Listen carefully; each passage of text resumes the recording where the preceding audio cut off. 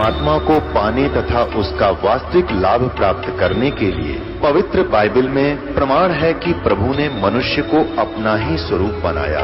6 दिन में सृष्टि रचकर 7वें दिन विश्राम किया। कुरान शरीफ में प्रमाण है कि हजरत मोहम्मद को खुदा स्वयं कह रहे हैं कि मैंने तुम्हें उस परमात्मा की महिमा बताने के लिए भेजा है। वो परमात्मा कबीर है जिसने 6 दिन में सृष्टि रची तथा 7वें दिन तख्त पर जा विराजा। उसकी खबर किसी बाखबर से पूछकर तो देखो। कृपया अवश्य सुनिए जगत गुरु तत्वदर्शी संत रामपाल जी महाराज के अमृत वचन। परमपिता परमात्मा पूर्ण ब्रह्म सारी सृष्टि के रचनहार कबीर परमेश्वर जी ये असंग ब्रह्मांड के स्वामी हैं। ये वही परमात्मा सन 1398 में विक्रमी संवत 1455 ज्येष्ठ सुदी पूर्णमासी के दिन अपने सतलोक से अमरलोक से सचखंड से सहशरीर आए थे। काशी शहर के बाहर बने एक लहर तारा नामक तालाब के अंदर कमल के फूल के ऊपर एक नवजात शिशु का रूप धारण करके ये भगवान विराजमान हुए थे। वहाँ से नीरू नीमा नाम के पति पत्नी थे। वो निसंतान थे। परमात्मा को गॉड गिफ्ट जान के अपने साथ उठा ले गए। जुलाहे के घर परमात्मा बड़े हुए। लीला में शरीर से जब 5 वर्ष के हो गए बड़े बड़े विद्वानों के छक्के छुड़ान लग गए, क्योंकि परमात्मा का यहाँ आने का उद्देश्य एक ही होता है कि जिस वस्तु को हम भूल गए हैं उसको याद दिलाने आते हैं। जिस साधना से हम विचलित हो चुके होते हैं वो यथार्थ साधना हमें बताने के लिए आते हैं। और उसी परमात्मा की महिमा ये चारों वेद कहते हैं, सुनाते हैं। इनमें वर्णित जो विवरण है वो कबीर परमेश्वर की महिमा का वर्णन है। जैसा कि आप जी को कल रात्रि के सत्संग में सुनाया और दिखाए थे पवित्र वेद कि ये परमात्मा क्या लीला करता है, वो वेदों में लिखा हुआ है कि वो परमेश्वर ऊपर तीसरे मुक्ति धाम में रहता है, सतलोक में, सचखंड में, और उससे ऊपर के लोकों में ये स्वयं विराजमान है। वहाँ से गति करके प्रस्थान करके आता है, सहशरीर आता है। यहाँ अच्छी आत्माओं को मिलता है, उनको फिर ज्ञान देता है, उपदेश देता है, तत्व ज्ञान समझाता है। वो अच्छी आत्माएं वो दृढ़ भक्त होते हैं, वो परमात्मा के एक आज्ञा का पालन करते हैं, अपना भी जीवन सफल करते हैं और हमारे जैसे भोली आत्माओं के लिए भी वो एक एफिडेविट बनाकर चले जाते हैं अपनी अमृतवाणी का, जिसके आधार से आज हमें भगवान को पहचानना बहुत आसान हो गया। पुण्यात्माओं, परमात्मा कितने दयालु हैं।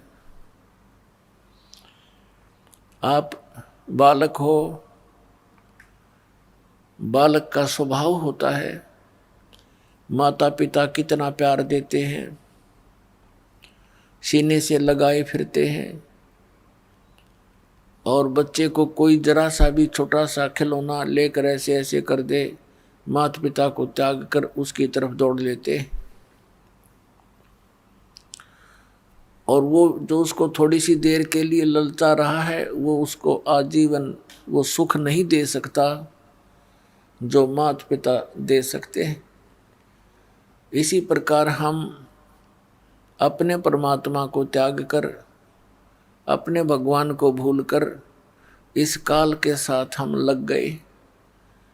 तब तो ये हमें अच्छा लगता था क्योंकि दूर के ढोल सुहावने होते हैं।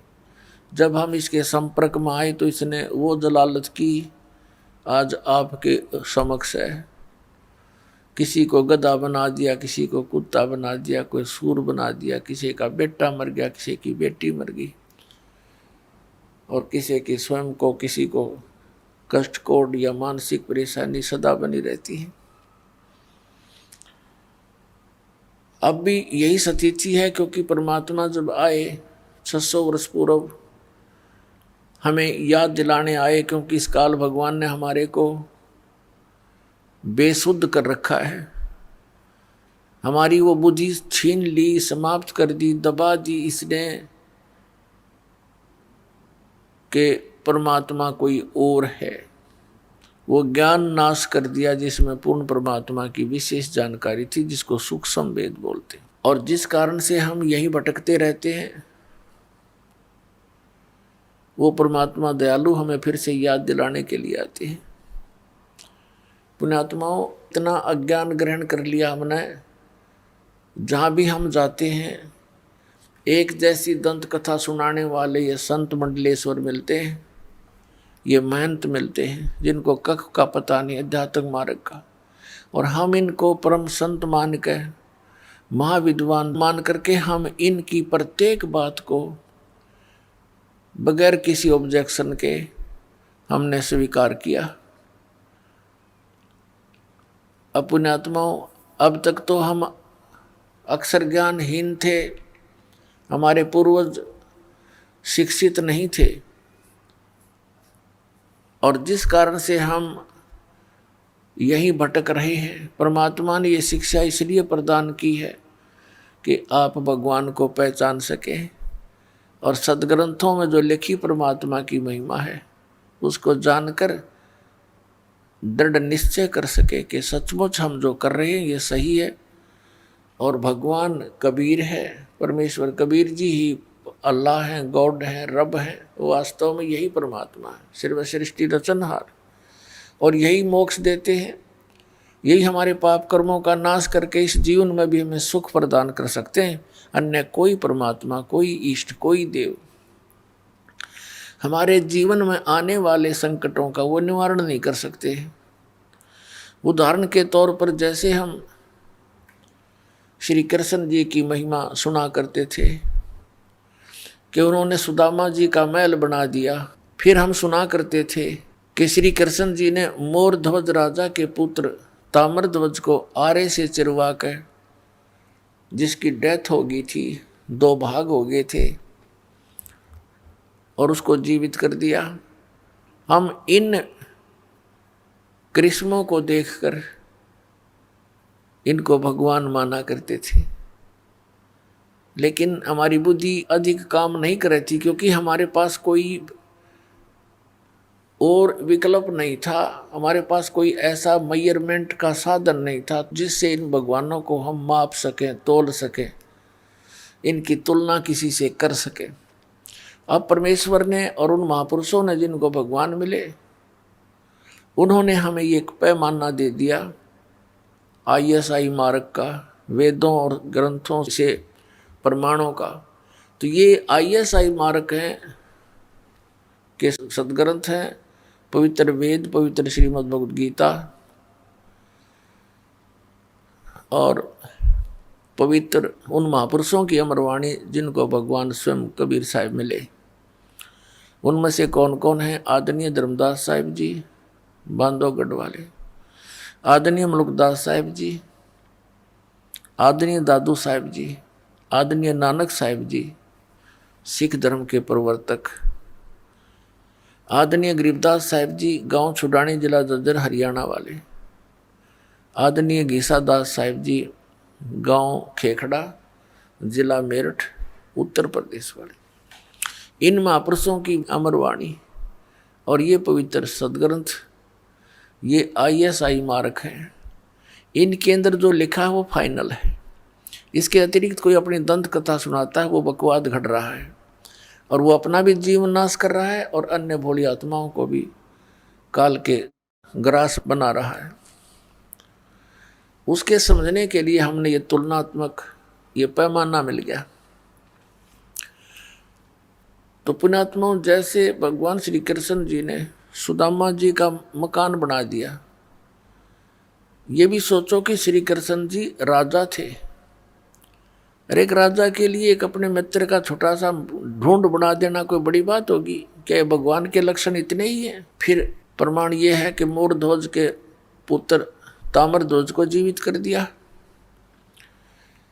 अब कबीर परमेश्वर ने बताया कि भाई जैसे वो तो जीवित कर दिया, लेकिन भगवान श्री कृष्ण के भाणजे उसकी बहन सुभद्रा के पुत्र अभिमन्यु महाभारत के युद्ध में मारे गए थे। उनकी आयु लगभग 18 वर्ष थी और पांडवों का और कोई संतान भी नहीं थी। उसको भगवान श्री कृष्ण जीवित नहीं कर सके। सारे पांडव रो रहे थे, सुभद्रा रो रही थी, टक्कर मार रही थी, श्री कृष्ण रो रहा था बैठ के। श्री कृष्ण उसको जीवित नहीं कर सका। यदि भगवान थे तो क्यों ना जीवित किया उसको? और वहां पे मतलब जा करके मोरध्वज के लड़के को आरे से चरवा के वहां जीवित कर दिया। तो यहाँ क्यों नहीं किया? यहाँ क्यों नहीं कर सके?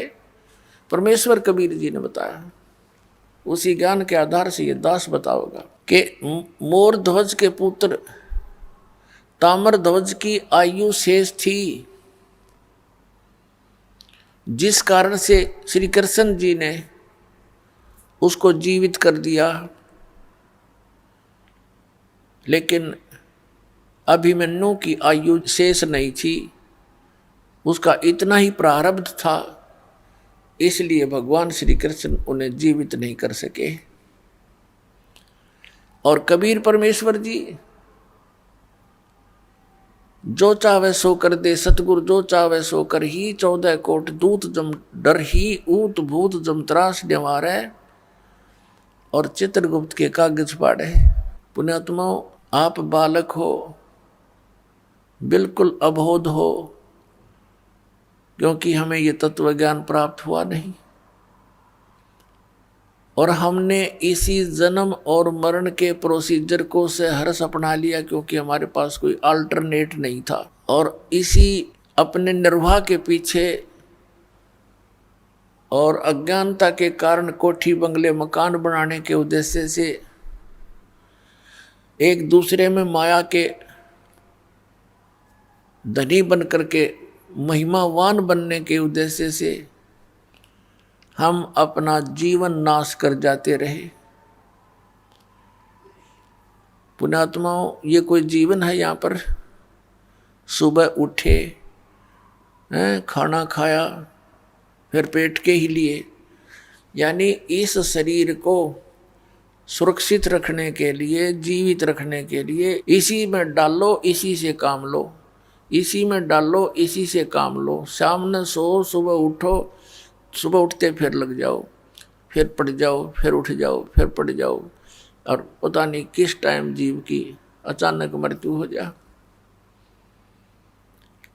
और जिस संपत्ति के जोड़न में सारा जीवन नाश कर दिया, वो तेरे साथ चला रही। ये मूर्ख बना रखा अपने को। परमात्मा कहते हैं, राम नाम कड़वा लगे, मीठे लागे दाम, दुविधा में दोनों गए, माया मिली ना राम। एक उदाहरण देते हैं जो दास को खटक रहा है, और बहुत ही जीवित उदाहरण है आप जी के लिए बहुत सुधरने का। मेरे पूज्य गुरुदेव जी का आश्रम है तलवंडी भाई, जिला फिरोजपुर, पंजाब में। पूज्य गुरुदेव जी के सतलोक गमन के उपरांत ये दास वहाँ सत्संग करने जाता था। सैटरडे संडे को, सैटरडे को वहाँ पहुँच जाते थे। तो वहाँ के जो भक्त थे, गुरुदेव के जो शिष्य थे, उनका कोई रिश्तेदार वहाँ कोई वृद्धा गुजर गई थी, बुढ़िया की मृत्यु हो गई थी। उसका शोक व्यक्त करने के लिए शुक्र को आया था। शनिवार को वो जाने लगा 4 बजे से शाम को। उन्होंने कहा कि आप जी आज रुक जाओ। सपरिवार था वो, 4 सदस्य थे घर, वो पति पत्नी, एक बेटा और एक बेटी। छोटी आयु के थे बच्चे, 10-12 वर्ष के आसपास। उनसे कहा कि आप आज रुको रात्रि में और सुबह सत्संग सुन के जाना, संडे को सत्संग होगा, रविवार को। उसने कहा नहीं, मुझे बहुत अनिवार्य है जाना, वहाँ चंडीगढ़ जाना है, मैंने बहुत अनिवार्य कार्य है, जरूरी काम है। उन्होंने कहा काम तो सारी उम्र ही करने होते हैं, आप सत्संग सुनो। वो कहता है सत्संग मैं सुनता ही रहता हूँ। फिर उन्होंने कहा कि सत्संग ऐसा आपने नहीं सुना होगा जो सत्संग कल सुनोगे। वो कहने लगा नहीं नहीं, आपको नहीं पता, मैंने वहाँ पर एक अनुबंध करना है, एक एग्रीमेंट करना है किसी पार्टी से, और उसमें मुझे लगभग 5 लाख रुपए का बेनिफिट होगा। यह सन 1997 की बात है। 1997 के 5 लाख, आज के तो 50 लाख समझ लो। बहुत समझाया पर माना नहीं, चला गया। अंबाला के पास एक बजरी का भरा हुआ ट्रक खड़ा था, बजरी का भरा हुआ, वो किसी कारण से उसके डिफेक्ट हो गया था और उसको जैक लगा रखा था, पिछले व्हील निकाल रखे थे, जैक पर खड़ा था। और उसने तो उसमें वो 5 लाख दिखाई दे थे, कुछ ना दिखा आगे पाछे। और वो मारुति कार में 4 सदस्य थे, वह पूरी स्पीड से गाड़ी उस ट्रक के नीचे घुस गई।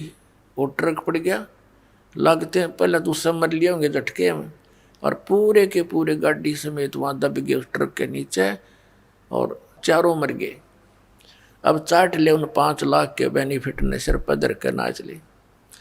भगवान बताते हैं राम नाम कड़ुआ लागे मीठे लागे दाम, और दुविधा में दोनों गए माया मिली ना राम। पुण्यात्माओं, परमात्मा से डर कर जो प्राणी चलेगा, यदि वो नालायक आदमी रुक जाता रात को, उसकी वह बला टल जाती, भगवान का सत्संग सुनने को मिलता और कभी प्रेरणा भी हो जाती नाम से जुड़ने की। क्योंकि सत्संग में आने से हमारे अंतःकरण के मैल नाश होते हैं, हमारे ऊपर पाप चढ़े हुए होते हैं, जिस कारण से परमात्मा में अरुचि बन जाती है। तुलसी पिछले पाप से हरि चर्चा ना भावे, जैसे जबर के बेगते भूख विदा हो जावे। जैसे मलेरिया जबर के व्यक्ति को भूख नहीं लगती, कुछ खाने की चेष्टा करता है, रोटी आहार प्रतिदिन खाने वाला पदार्थ भी कड़वा महसूस होता है, उसको देखने की भी रुचि नहीं बनती। काजू सेब संतरे भी उसको अस्वादिष्ट लगते हैं। पुण्यात्माओं, न काजू कड़वे हैं, न मनुखा दाख कड़वी है, ना वो आहार रोटी कड़वी है। उसके शरीर की व्यवस्था बुखार ने खराब कर दी। उस जवर के प्रभाव से उस व्यक्ति को वो स्वादिष्ट वस्तु भी कड़वी महसूस हो रही है। अब उसका ट्रीटमेंट क्या है कि कड़वी कुनीन ही खानी पड़ेगी, ना चाहते हुए फांकी मारनी पड़ेंगी उन कड़वी गोलियों की, और फिर वो जबर कम होगा। जितना जबर कम होता चला जाएगा उतना ही भूख लगती चली जाएगी। और पुण्यात्मा, एक दिन उसको इतनी भूख लगती है जब वो स्वस्थ हो जाता है, लुखी सूखी रोटी भी, सब्जी भी ना हो, कहता घर वालों को दे दे जैसी है, और खा जाता 3-4 रोटी बगैर किसी सब्जी आदि के स्वाद बनाए बिना ही खा जाता है, इतनी भूख लगती है। पहले उसको एक ग्रास भी मुख की तरफ करना दुभर हो गया था। इसी प्रकार परमात्मा हमें याद दिलाते हैं कि जैसे पाप कर्मों के कारण आपकी आत्मा पर जबर हो गया, आप जी को ये राम नाम की इतनी मीठी वस्तु, इतनी स्वादिष्ट, ये आज कड़वी लगे, अच्छी नहीं लगती। इसका इलाज क्या है, उपचार क्या है कि आप जी ना चाहते हुए भी सत्संग सुनना पड़ेगा। मन नहीं मानता है क्योंकि वो तो जबर है, लेकिन जवर को उतारने के लिए रोटियों से भी कड़वी गोली खानी पड़ी। तो इसलिए आप जी ने सत्संग सुनना पड़ेगा, चाहे बैठ जा, जबरदस्ती बैठा रहे वहां पर। और फिर क्या होता है, ये परमात्मा की अमर वाणी है, और पूरे संत के द्वारा जब ये उच्चारण की जाती है उनका असर न्यारा होता है। एक आम आदमी तो रोज पढ़ इन वाणियों ना, किससे का असर नहीं। अपने आत्मा एक तो राजा आदेश दे और एक व्यक्ति विशेष वही आदेश दे तो अप्लीकेबल नहीं हो सकता। एक समय एक रानी ने गुरु धारण कर रखा था, उसको ज्ञान बहुत अच्छी तरह समझ में आ गया बेटी को। वो अपने पति से प्रतिदिन प्रार्थना करती थी कि नाम ले लो, ये राजपाट सदा नहीं रहेगा, सदा राजा नहीं रहोगे तुम। वो कहता था तू लेरी नाम है, मैं के न्यारा लूंगा, आप बिलेरी बस घर में एक बहुत है। संत से सुने हुए ज्ञान से वो कहा करती थी, देखो जी मैं खाना खाती हूँ तो मेरा पेट भरेगा, आप खाओगे तो आपका भरेगा, तो आपने भी भक्ति करनी चाहिए। वो कहता फिर मैं लेता हूँ, सुबह उठकर राम राम करता हूँ और ओम जय जगदीश हरे की आरती गाता हूँ। तो उसने बताया जी ऐसे काम नहीं बनेगा। संत जी ने, गुरु जी ने बताया कि गुरु बिन माला फेरते, गुरु बिन देते दान, गुरु बिन दोनों निष्फल हैं, चाहे पूछो वेद पुराण। राजा ने सोचा यार रोज कान खावे मेरे, इसके गुरुजी से ही डिस्कस करके आता हूं मैं एक दिन, और उससे पूछता हूं कि क्यों दुनिया को मूर्ख बना रहे हो तुम, इनको बहका रहे हो अपने पैसे ऐंठने के लिए। भगवान ने की तब बैठ कर भजले, घर पे भी तो भज सकते हैं, गुरु की के आवश्यकता। इस उद्देश्य से उसने कहा अपनी पत्नी से, ठीक है मैं एक दिन तेरे गुरु जी से मिलना चाहता हूँ। रानी की खुशी का ठिकाना नहीं रहा कि एक बार यूं चला गया तो इसके 16 दिन आ जाएंगे, सुदन आ जाएंगे।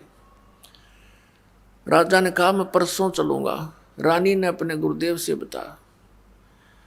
अब गुरुदेव तो जान उनको परमात्मा की कृपा होती है, वो समझ गए कि राजा कोई कुबद लेकर आवेगा ना, राजा की इतनी अच्छी किस्मत नहीं होती वो सत्संग में आ जाओ, तो बकवादा में राजी रहा करे।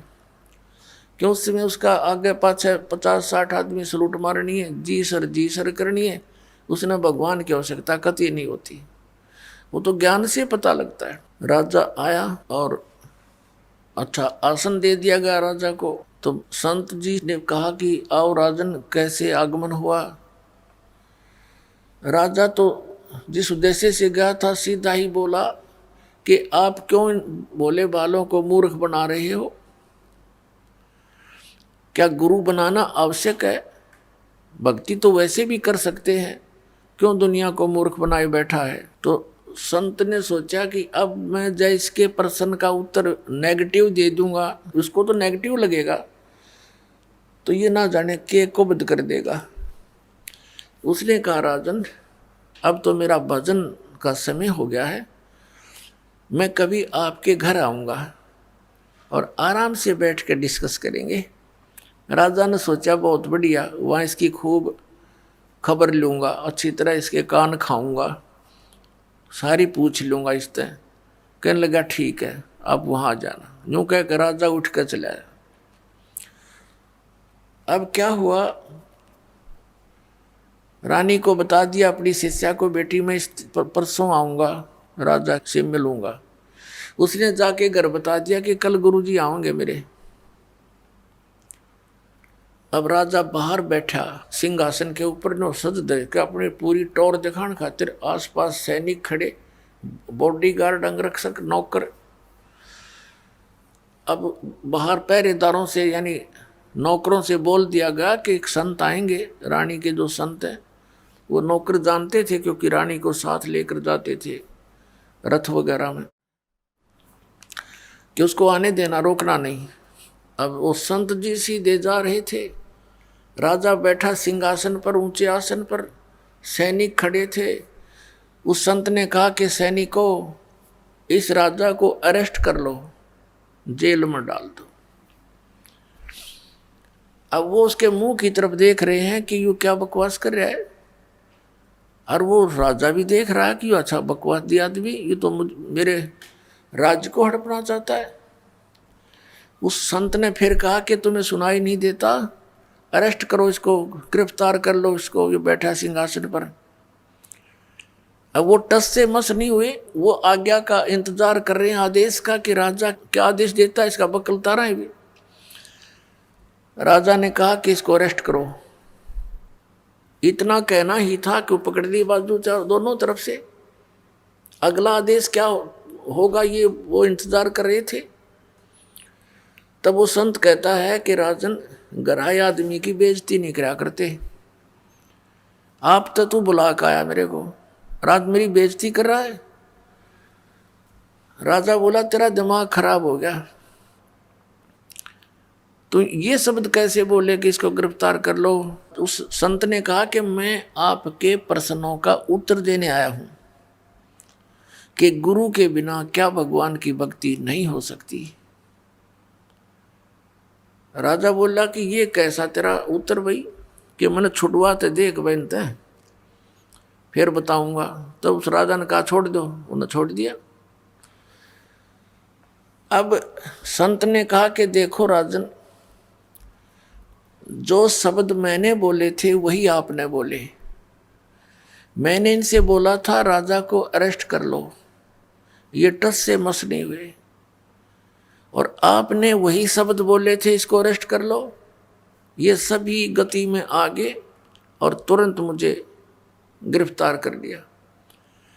आपके वचन में शक्ति है, मेरे वचन में वो शक्ति नहीं है जो आपके में है। आपके आदेश लागू हो गया। इसी प्रकार आध्यात्मिक मार्ग में मेरे वचन में शक्ति है, और मैं जो वचन दूंगा वो कार्य करेगा, और आप उसको कहते रहना वो कार्य नहीं करेगा। ठीक इसी तरह ये उदाहरण समझ ले। राजा की बुद्धि साफ होगी, नीचे उतर गया सिंहासन से, चरण पकड़ दिए। तो पुण्यात्माओं, ऐसे जो साधना हम गलत भी करते हैं, अपने मनमुखी भी करते हैं, उससे भी लाभ नहीं होता। तो संत के वचन में शक्ति होती है, और उस शक्ति से ही वो शब्द आपके अंदर काम करता है। जैसे जो औषधि होती है, इंजेक्शन के माध्यम से शरीर में प्रवेश कर दी जाती है तो वह काम करेगी, और बगैर सिरंज के वह अंदर नहीं जा सकती। तो ये समझो कि संत की वाणी सिरंज होती है, वो आपके अंतःकरण में इस मंत्र को प्रवेश करती है, फिर वो मंत्र आपके यहाँ कार्य करता है। इन्हीं मंत्रों को अन्य आदमी देता रहेगा, कोई लाभ नहीं होगा, अधिकारी है ही नहीं वो उसको देने का।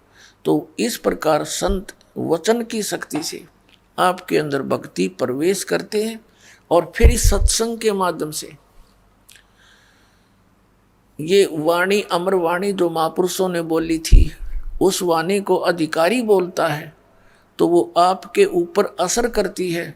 वो ऐसे असर करती है जैसे किसी को सर्प डस जाता है, और उस सर्प के विष उतारने का एक मंत्र बोलता है गार्डू, वो सपेरा। तो उस समय वो व्यक्ति मूर्छित पड़ा होता है जिसको सर्प ने काट रखा है। उसको पता ही नहीं ये बोलने वाला क्या वाणी बोल रहा है, और उसको बार बार उच्चारण करने से कुछ समय के बाद उसमें हलचल होती है, विष उतर जाता है, और ना उस वाणी को वो समझता है कि बोल क्या रहा है। तो पुण्यात्माओं, ठीक इसी प्रकार हमारे अंतःकरण, हमारी आत्मा पर पाप कर्मों का विष चढ़ा हुआ है। इन महापुरुषों की वाणी, सदग्रंथों की वाणी और अधिकारी के द्वारा बोली गई आपके ऊपर से वो कुछ ऐसे जो पाप होते हैं वाणी के पाठ, उच्चारण, श्रवण करने से ही कटा करते हैं। क्योंकि हम जब तक परमात्मा के चरणों में नहीं आते, सत्संग रूपी इस धोबी घाट पर हम नहीं आते, ये ड्राई क्लीन की शॉप समझ लो, यहाँ पर ड्राई क्लीन की दुकान है यहाँ। तो जब तक हम इसके संपर्क में नहीं आएंगे तो मैल कैसे समाप्त होगा? मैल समाप्त हुए बिना उज्जवल कपड़ा कैसे होगा? तो आप यहाँ आते हो, अपने मित्र प्यारों को भी लाते हो। हमने भी जितने दिन सत्संग होता है, सबको आना अलाउड कर रखा है, आओ सत्संग अवश्य सुनो। बाकी समय में हम केवल अपने भक्तों से ही मिल पाते हैं, अन्य से कोई हम डिस्कस कर भी नहीं सकते, इसलिए अन्य को आमंत्रित नहीं करते। अन्य दिनों में सत्संग के दौरान सभी आ सकते। तो कोई मित्र, कोई रिश्तेदार, रिलेटिव किसी के साथ आता है, तो चाहे वो किसी उसकी शर्म से भी आ गया, प्रार्थना से आ गया, किसी कामवश आ गया, तो यहाँ सुनेगा। वो चाहे अनचाहा बैठा रहे, उसके ऊपर भी उस गारुड़ के मंत्र की तरह असर हो रहा है। और एक दिन ऐसा आएगा कि उसको भूख लगेगी उस परमात्मा की वाणी की, और फिर वो ऐसा आएगा कि लोग नोकेंगे, इसका भी पता नहीं कि मंत्र मार दिया।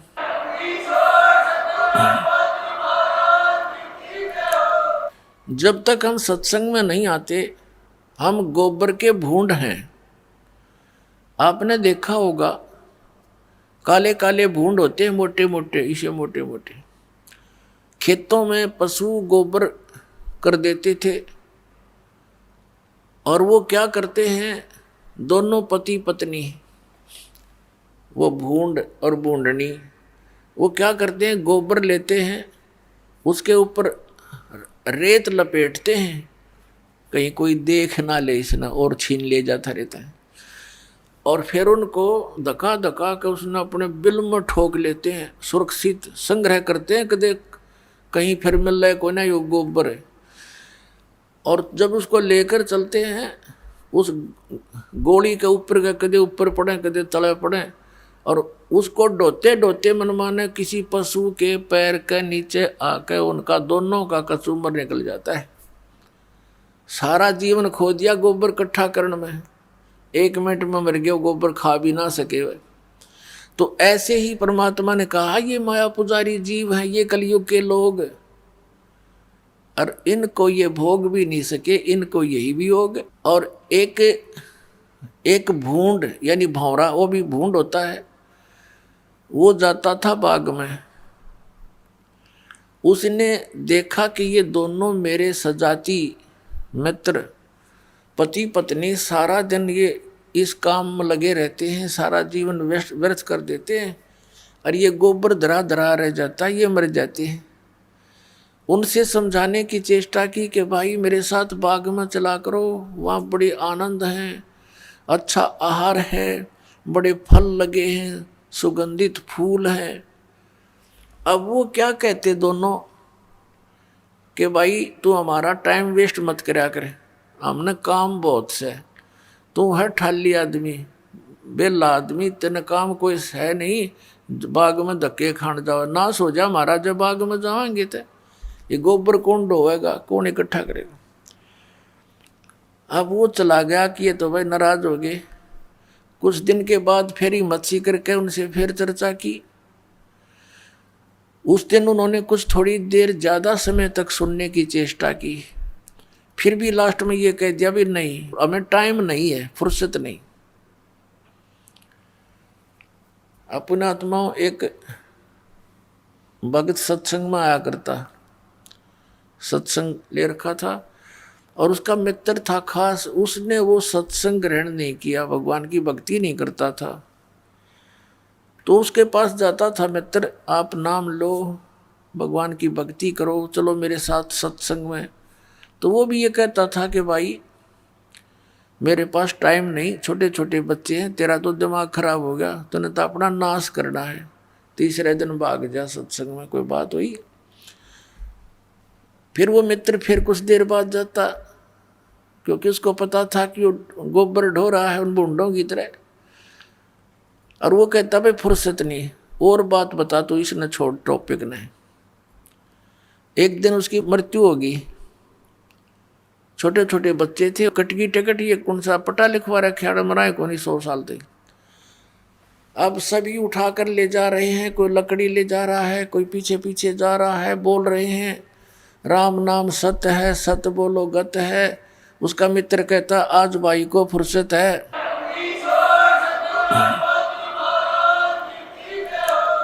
वो कहते हैं राम नाम सत्य है, सत्य बोले गत है, और वो कहता है आज इसको फुर्सत है। अब दूसरे कहते हैं अरे ठीक बोल ले आज तो तू, इनका तो चोट लग रही है। उसने कहा तो इससे ठीक मैं बोल भी नहीं सकता, इससे ठीक और क्या बोलूं। आज इसने पूरी फुर्सत होगी, जब तक इसने 1-2 दिन का टाइम नहीं था मेरे साथ चलन का, अरे भी गया कति काम थे। तो पुण्यात्माओं, इन बातों को गहराई से सोचना पड़ेगा आपने। ये कोई डूम बाट के गीत नहीं है, महापुरुषों के दिए हुए एग्जाम्पल है, महापुरुषों के बताए हुआ ज्ञान है। हम बालक हैं और उन महापुरुषों की बातों पर हमने कदम से कदम मिला कर आगे चलना पड़ेगा, जब हम सफल हो सकते हैं। हम तो जीव संज्ञा में हैं, हमें क्या पता, हम अपनी सोच से सब लगे हुए। उधर से एक दिन फिर वो भूंड उनके पास आ गया। अब वो दोनों छोड़ के उस गोली ने, वो गोबर की ने बैठ गए। वो कहने लगे भाई एक बात बता, आप यहाँ आते हो ना, चर्चा करते हो बाघ की, तो हमें आनंद बहुत आता है, आपके अंदर से महक आने लगी हमें। अब एक दिन उस बूंद ने हिम्मत सी करी कि भाई मेरे दो टाइम तो है थोड़ा, पर एक दिन चलूंगा तेरे साथ। तो उस बौरे ने कहा भी तेरा आके मैं गोबर इकट्ठा करवा दूंगा, तेरी मदद करा दूंगा, जो यू कम रह गया था, तो चल पड़े मेरे साथ। इस बात से वो प्रसन्न हो गया बूंद, अगले भाई काम तो यू करवाई देगा मेरा आके ने, चल मैं चलता हूँ। चल पड़ा। अब जाके देखा वहाँ पर महक फूलों की। अब कभी तो उस फूल पर बैठे, कभी उस फूल पर बैठे, अरे एक फूल पर ऐसा बैठा उठे को नहीं, और रात्रि में फिर शाम के समय वो फूल बंद हो गया, अंदर रुक गया वो। अब भौरे ने पता था उसको कि सुबह पाओगा, यहीं पर बैठा, सुबह फूल खुलेगा। तो वो सुबह गया भौरा, तो क्या देखा उसने कि वो फूल के ऊपर बैठा, वो फूल तोड़ लिया किसी ने, फूल बेचने वाले ने, वो ले लिया किसी पूजा पाठ करनी ने, वो उसने मंदिर में चढ़ा दिया। मंदिर तो फिर पानी में विसर्जन कर देते हैं, जल में पूजा किए हुए फूलों को, वो फिर दरिया में गिर दिया, गंगा में। कानो फूल बहता हुआ जा रहा है, धूप लगने से वो खिल गया। फूल खिला तो भौरे को पता था कि वो कहाँ कहाँ जा सकते हैं। उन फूलों को देखता देखता वहाँ पहुँच गया दरिया के ऊपर। वो बूंद बैठा उसका ऊपर। न बोला रहा उठ ले तो, न बोला बस बोला मत जी सा आ रहा है। तो उसने कहा निकला ही तो डूबेगा पानी में। जब वो उठा तो उसने कहा भाई मैंने तो सारा जीवन खो दिया, वो गोबर इकट्ठा कर करके, और सारी सुविधाएं हैं। तो परमात्मा कहते हैं कि इस प्रकार जो परमात्मा से दूर प्राणी है, इस माया के जोड़न में लग रहे हैं संतों को, वो गोबर के बूंद दिखाई देते हैं। ये सत्य मान लेना पुण्यात्मा। हमने इतनी माया चाहिए, कितनी, साईं इतना दीजियो जा मैं कुटुंब समावे, हम भी भूखे ना रहे अतिथि न भूखा जावे। परमात्मा कहते हैं तुम इतना मांगो मेरे से, ज्यादा नहीं। अपने आत्मा अतिथि ना भूखा जावे, और जिसमें कुटुंब समावे। कुटुंब समान का अर्थ है रिक्वायरमेंट ऑफ फैमिली, परिवार की आवश्यकताएं पूरी हो, आया अतिथि भूखा ना जावे। इससे अधिक धन अगर हम मांगते हैं तो फिर हम भक्त नहीं। और पुण्यात्माओं, परमेश्वर कहते हैं कर पे कारण कौन है, कर सेवा निकाम, और मन इच्छा फल दूंगा जो पड़े दणीते काम। एक समय परमात्मा जब यहाँ आए हुए थे काशी शहर में, कबीर भगवान, वो इन अज्ञानी ऋषि महर्षि गुरु पीरों काजी मुल्लाओं के साथ चर्चा करते थे, ज्ञान गोष्ठी, और उनके पास कोई जवाब नहीं होता था। वो सारे चिंगर जाया करते, फड़क जाते और कहते ये कबीर झूठा है, कपटी है। उन्होंने बहुत कोशिश की, बहुत तरह उनको यातनाएं दी, मारने की चेष्टा की, परमात्मा को मारने के लिए भेजे एक शेख तकी नाम के पीर ने। गुंडे भेज दिए तलवार लेकर। परमात्मा अपनी झोंपड़ी में सो रहे थे, साथ में शेख तकी भी था। शेख तकी ने कहा इसको टुकड़े टुकड़े कर दो। गुंडे ऐसे तलवार मारे परमात्मा के शरीर में, आर पार निकल जा, फिर मारे आर पार निकल जा। उन्हें कई जगह से टुकड़े टुकड़े करने की चेष्टा की और तलवार निकलते शरीर उसाए हो जाए, नो का नो एज इट इज। तब उन्होंने अपनी तरफ से न सोच लिया ना, मार दिए तो परमात्मा खड़े हो गए। नो बोला भाई बैठ जाओ तो दूध पिलाता हूँ, दूध पी कर जाइयो। अब उन्हें सोचा हमने तो मार दिया था, यो आदमी खड़ा हो गया। बुखार चढ़ गया उन गुंडिया के और डांक ठोक दी, भाज लिए। एक हफ्ते पाछे परमात्मा गए उनके पास कि भाई मैं भूत नहीं, मैं परमात्मा हूँ, और वो मूर्ख की बात मत आया करो, कर्म बिगाड़ दिया तुमने। तब उनका बुखार उतरा आशीर्वाद भगवान से। ऐसे बहुत से जुल्म के इन्होंने। एक समय सरसों के तेल में उबलते हुए कढ़ाई में डाल परमात्मा को परीक्षा ली कि इसमें बैठ, जब तू भगवान है तो जीवित रह जाएगा, हम तना मान लेंगे। शेख तकी पीर कहने लगा। साथ में वो दूसरे गुरु जैसे ब्राह्मण लोग थे, ऋषि थे, वो भी दुखी थे भगवान के सच्चे ज्ञान थे। तो वहाँ उबलते तेल के सरसों के कढ़ाई में परमात्मा बैठ गए। उन्हें कहा या तो बैठना, हम तो पटकेंगे इसके में ठाक है। परमात्मा बोले ये कष्ट भी क्यों दूं आपको, मैं आप ही बैठ जाता हूँ। परमात्मा उबलते हुए सरसों के तेल के कढ़ाई में बैठ गए। गर्दन बाहर दिखाई देती, शेष शरीर अंदर है। अब सिकंदर लोदी दिल्ली का बादशाह भी वहां पर विद्यमान है। हजारों की संख्या में दर्शक खड़े हैं। जब परमात्मा डूबे नहीं, जले नहीं, मरे नहीं, शेख तकी हैरान हो गया। उसने कहा कि राजन, इसने तेल की तासीर ठंडी कर दी जंतर मंतर करके। तो राजा ने सोचा लट चेक कर लूं, न्यू उंगली डालनी चाहिए। परमात्मा ने कहा राजन इसमें उंगली ना दिए, इस नालायक के कहते इसकी ना विरा कितना फारेनहाइट है, यो बहुत गर्म है, और इसमें उंगली मत देना। लेकिन राजा के ना जच्ची, जब गुरुजी ना जलते कबीर साहब तो मेरे के बिजली पड़ेगी एक उंगली में। वो नटते नटते उंगली दे दी।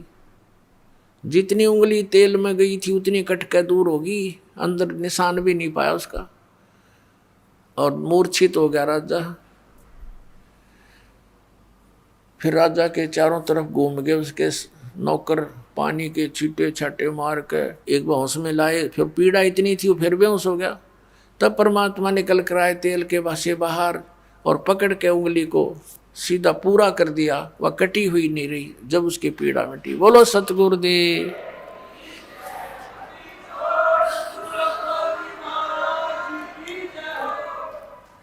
तो उस समय परमात्मा ने खड़ा होकर के सत्संग किया कि बोले बच्चों, ये जितने भी गुरु और पीर हैं ये तुम्हारे शत्रु हैं। तुम्हें डिवाइड करके बैठ गए, हिंदू और मुसलमान बना लिया। इन अपने स्वार्थ के लिए, तुम्हारे हित से इनको कोई लेना देना नहीं। तुम मेरे बच्चे हो, तुम एक पिता की संतान हो। हिंदू और मुसलमान अलग अलग नहीं हो। ये तुम्हारे भूल डाल रखी है इन अज्ञानियों ने। तो इस तरह काफी देर सत्संग किया। लोग उस चमत्कार से प्रभावित होकर के कई हजारों ने परमात्मा का उपदेश लिया, दीक्षा ली, शिष्य बने। और भी बहुत सारे ऐसे लीलाएं परमात्मा ने की। अब जैसे इन्होंने क्या किया कि भी ना तो यूं मारे तो मरता, ना यूं ज्ञान में हारता। अब इसका क्या करें। वो सारी मजलिस हुई, उनकी मीटिंग करी किसने, हिंदू और मुसलमानों के गुरु और पीरों ने। उन्होंने के स्कीम बनाई कि एक झूठी चिट्ठी डाल दो सभी संतों के डेरों वालों के पास कि भाई कबीर भंडारा करेगा और 3 दिन का भंडारा होगा। प्रत्येक भोजन के बाद सबको एक असरफी यानी 10 ग्राम सोना और एक दोहर होती थी, बहुत अच्छा कंबल टाइप समझ लो। उस समय का सबसे उत्तम जो कंबल समझो वो दोहर होती थी। एक दोहर देगा, एक असरफी देगा, जितनी बार भोजन खाओगे, ऐसा लिख दिया। अब वो लालची माया के पुजारी, वो मंडलेश्वर, उनने सारे अपने शिष्य साथ ले लिए, छोटे बड़े रोगी कोडी जो भी थे उनके आश्रम में, और कहा सब लाल कपड़े पहन लो, साधु बन जाओ। और चल पड़े। किस लिए? कि ये सभी जितनी बार भोजन खाएंगे उनको दोहर मिलेगी, असरफी मिलेगी। वो मुखिया के पास जमा कराते हैं, फिर वो सारे, वो मुखिया ना अपना ये लालच सोचकर सारा ना खिलाया। तो वहाँ काशी में निश्चित तिथि रखी हुई थी, जो सभी इकट्ठे हो गए। 18 लाख ये नकली संत पंथ सारे आगे। अब सुबह सुबह आदरणीय रविदास साहिब जी, जो अधिकतर परमेश्वर कबीर जी के साथ रहा करते थे, वो अपने घर से आए। उसने देखा भी आज इतने महात्मा कैसे इकट्ठे हो गए हैं। उनसे पूछा कि महापुरुषों कैसे आगमन हुआ आपका?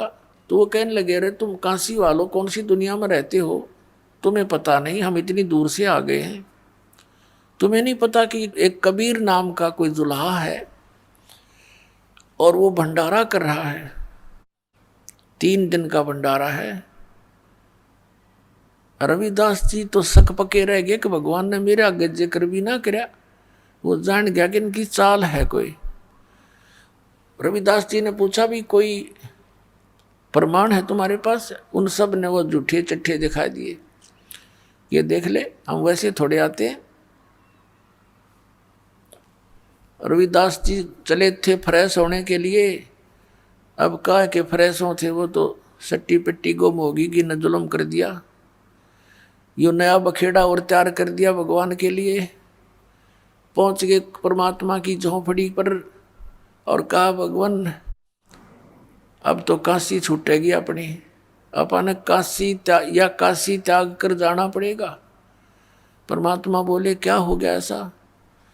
रविदास जी ने बताया कि गिनती नहीं, इतने व्यक्ति आए हुए हैं, साधु संत, और सबके हाथ में चिट्ठी है कि कबीर भंडारा करेगा, 3 दिन का भंडारा होगा, मोहर असरफी प्रत्येक भोजन के बाद देगा। और ये माया के पुजारी सारे इकट्ठे हो गए। भगवान सारी काशी के अंदर वो साधु साधु दिखाई देते। परमात्मा कबीर परमेश्वर जी कहते हैं, सो छल छिद्र मैं करूं। कहने लगे, रविदास जी आ जाओ, बैठ जाओ, अंदर बैठ जा मेरे पास। अंदर से कुंडी ला ले, आज साकल नहीं खोलेंगे।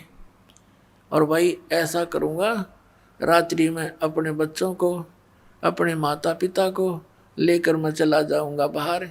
ये नहीं जीने देंगे रविदास मेरे को। अपने आत्माओं कबीर परमेश्वर के अपने बच्चे नहीं थे, ना उनकी कोई शादी विवाह हुआ था। 2 बच्चे इस सेक तकी की फड़क निकालने के लिए, और इस उद्देश्य से कि ये शायद मान ही जावे, इसलिए एक लड़का और एक लड़की 12-13 वर्ष के ये मुर्दे जीवित किए थे। ये कथा सुनाएंगे क्योंकि आज प्रसंग वो भी चला है, पहले ये पूरा कर लेते हैं। और माता पिता उनके नहीं थे, क्योंकि वो नीरू नीमा उनको कमल के फूल से उठा कर लाए थे। रविदास जी बैठ गए, परमात्मा भी बैठ के माला लेके कोने में। भाई भगवान ने याद करे, रविदास जी परमात्मा आपत्ति टाला करता है। पुण्यात्मा हमारे लिए उदाहरण है कि जब ऐसी कोई समस्या हो तो भगवान ने याद कराया करो। रिश्तेदार कुछ नहीं कर पाओगे उस समय आपकी, ना कोई और मदद कर पाओगा। कबीर परमात्मा बैठ के माला लेकर और उधर से पहुंच गए सतलोक में। एक रूप में बैठे रविदास जी के पास ऐज जुल्हा कबीर, दानक कबीर, और वो परमात्मा कबीर अन्य रूप बनाकर सतलोक में पहुंचे। यहाँ से जाने से पहले ही वहाँ टेलीफोन कर दिया भगवान ने, कैसे ऐसे तैयार करो। भोजन तैयार करो इतने व्यक्तियों का।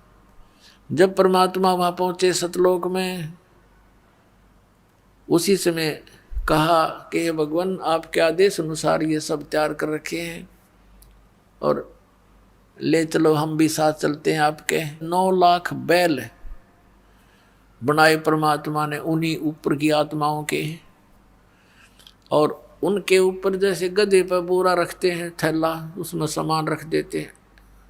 पहले क्या होता था, ये बिजनेसमैन ट्रांसपोर्ट जो करते थे माल को, वो बैलों के ऊपर गधों जैसे बोरे रखा करते थे। उनके अंदर वो सामान, जैसे किसी मंडी से शक्कर ले ली और दूसरी में जा बेची, वहाँ से कणक ले ली, वो तीसरी में ला बेची, और सैकड़ों हजारों की संख्या में 200 200 400 400 बैलों के ऊपर एक टाइम में ट्रांसपोर्ट करते थे। उनको बंजारे बोला करते थे, बिजनेसमैन बंजारे, जो बनज करते थे। तो उसी तरह के एक बंजारे का रूप धारण किया परमात्मा ने, केशव नाम धर लिया अपना, अन्य रूप बनाया। एक सिद्धि बहुचोले धार है, एक सिद्धि है जो बहुत शरीर बना सकती है। परमात्मा में तो ये असंख्य सिद्धियां हैं, इन्हीं से प्राप्त भक्ति स्टोर करके, परमात्मा की भक्ति स्टोर करके आम साधु संत भी ऐसी लीला कर दिया करते थे।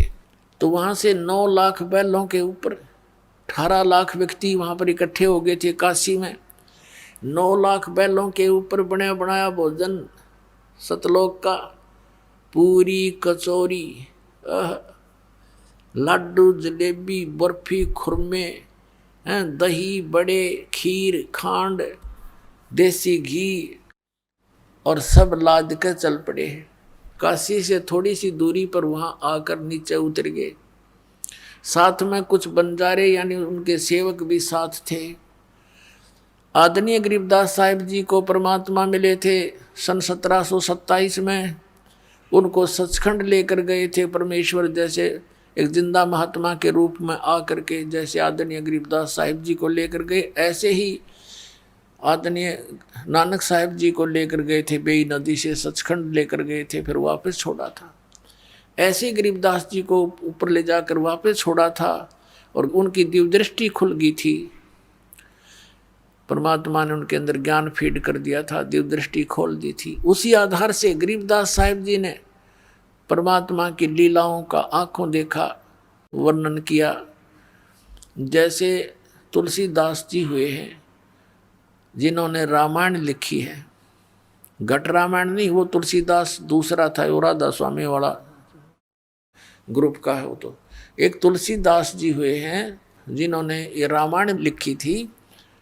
पहले रामायण संस्कृत में थी, उन्होंने फिर अपनी दिव्य दृष्टि से, उसकी भी दिव्य दृष्टि खुल गई थी, तो उसने ये श्री रामचंद्र जी की लीला लाखों वर्ष के बाद ज्यों की त्यों चित्रार्थ कर दी थी। तो इस दिव्य दृष्टि की भी रेंज होती है, जैसे सूक्ष्मदर्शी होती है, उस सूक्ष्मदर्शी यानी दूरबीन की भी रेंज होती है। तो गरीबदास जी की जो सूक्ष्मदर्शी यानी दिव्य दृष्टि थी, वो तुलसीदास की दिव्य दृष्टि से प्रबल थी। तो ऐसे गरीबदास जी ने फिर परमात्मा की आंखों देखा हाल बताया है। तो वहाँ से जब क्या बताया गरीबदास जी ने, उनकी वाणी में लिखा है कि वो नीचे आकर बैल उतरे, ना तो उनके सिर पर सींग थे और नीचे जमीन से भी उनके कदम लगभग 6 इंच ऊपर चल रहे थे, 6 इंच ऊपर टिक रहे थे, जमीन पर नहीं टिक रहे थे, और चल वैसे ही रहे थे जैसे आम बैल चलते हैं।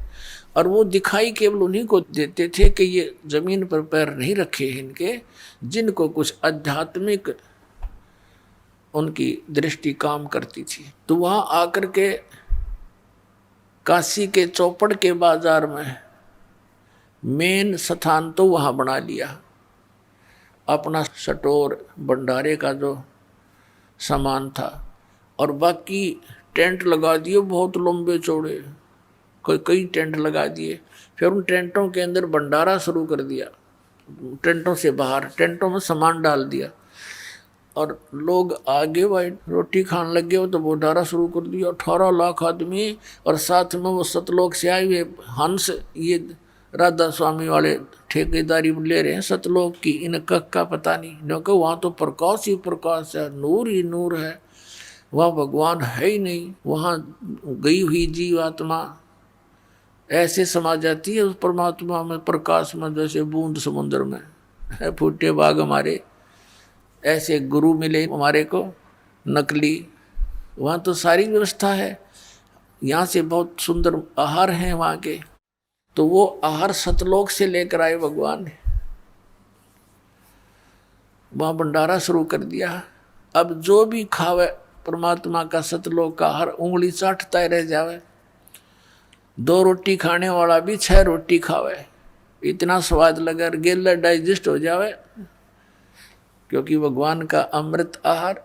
तो वहाँ तो प्रोसीजर चल पड़ा खाने का, और साथ में 2 रसर पी दे तुरंत, वो केसो रूप में आगे परमात्मा। और उन सब को भोजन खाकर आवे भाई, इधर से आ जाना, वो उठावे एक दोहर एक असर पी ले भाई, 2 रसर पी लो भाई, चलते रहो। अब उस शेख तकी जो सिकंदर लोधी का धार्मिक गुरु था, उसकी भी इस षड्यंत्र में मुख्य राय थी। तो उसने ये सोचा कि कबीर तब भाग्या होगा काशी छोड़ के, और राजा से कहते हैं, राजा के पास भी एक पत्र भिजवा दिया कि आप भी आइएगा, हम भंडारा कर रहे हैं। तो शेख तकी ने कहा जी देखो आपके गुरु का पत्र आया है, टोंट कसी उसने, आप चलोगे? राजा बोला सिकंदर लोधी के अवश्य चलूंगा मैं। कब का भंडारा है? कैसे भंडारा? इस दिन का। अच्छा चलोगे? वो चल पड़े। दिल्ली से काशी के लिए 2-3 दिन लगने थे, उन्होंने पहले प्रस्थान कर दिया। तो पहुंच गए उस दिन, निश्चित दिन सुबह सुबह। वहां जाकर देखा कि भंडारा चल रहा है। अब शेख तकी की तो मरगी माँ, उसने इतना सोचा था कबीर भाग गया होगा, वह लोग गाली दे रहे होंगे खड़े खड़े से भी, जितने साधु संत आवेंगे। अब उसने सोचा क्यों तो भाई कमाल हो गया, वो तो कलेजा पकड़ के बैठ गया। क्या के बनी भाई? उनसे पूछता है कौन दे रहा भंडारा, ये कौन दे रहा भंडारा? तो बताया गया कि एक केशव नाम का बंजारा है और स्टैंड में विराजमान है, वो ये भंडारा कर रहा है। सिकंदर लोधी और शेख तकी वहां गए। राजा ने पूछा भाई आप कौन हो, आप क्या लगते हो कबीर भगवान के? केशव रूप में विराजमान परमात्मा केशव बंजारे के रूप में कहता है कि मैं उसका पगड़ी बदल मित्र हूँ, यार हूँ, वो मेरा फ्रेंड है, मैं बंजारा हूँ। मेरे पास एक पत्र गया था उनका कि ऐसे ऐसे एक छोटा सा भंडारा करना है, कुछ सामान लेते आइएगा। अब शेख तकी नौकर, इसने छोटा है भंडारा मान रही तो भाई।